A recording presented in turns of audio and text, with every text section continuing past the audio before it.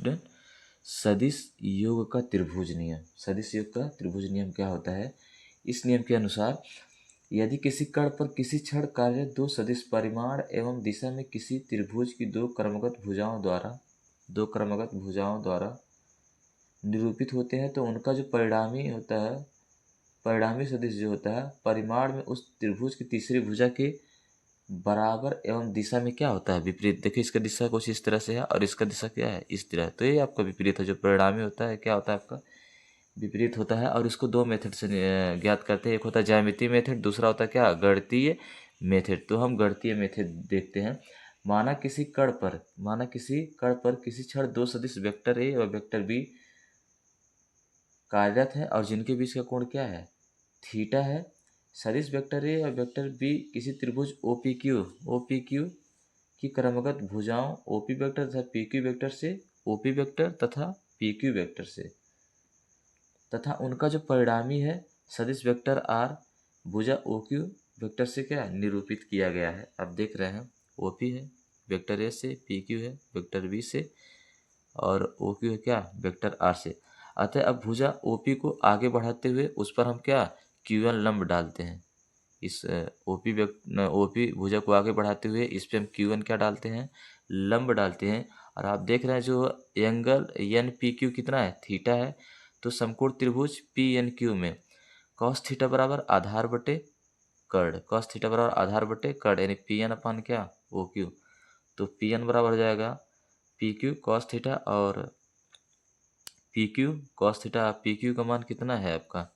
PQ का मान B है तो हो जाएगा B cos थीटा और साइन थीटा बराबर लंब बटे क्या होता है आपका? कर्ण होता है। तो Q1 अपान क्या हो जाएगा? PN हो जाएगा। तो हो जाएगा आपका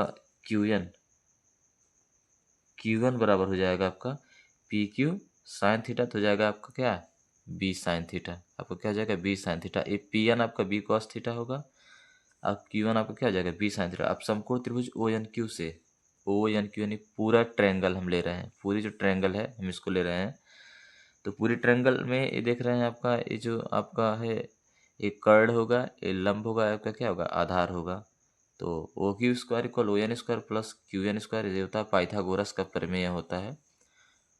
ये कोई जब समकोण त्रिभुज होता है उसका एक एंगल 90 डिग्री का तो वहाँ पे पाइथागोरस प्रमेय लगता है। पाइथागोरस प्रमेय से आपका OQ square equal ON square plus QN square.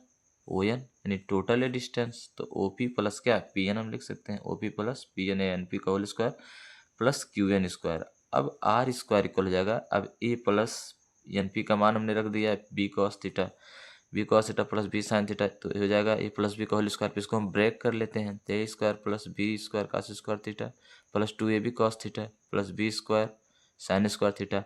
अब क्या होता है? हम देख रहे हैं कि B square cos square theta है उसका B square sine theta square है। दोनों में देख रहे हैं B स्क्वायर है। तो हम इसको एक साथ लेते हैं और B स्क्वायर क्या लेते हैं? कॉमन लेते हैं। तो आपको बचता है sine square theta plus cos square theta plus 2AB cos theta.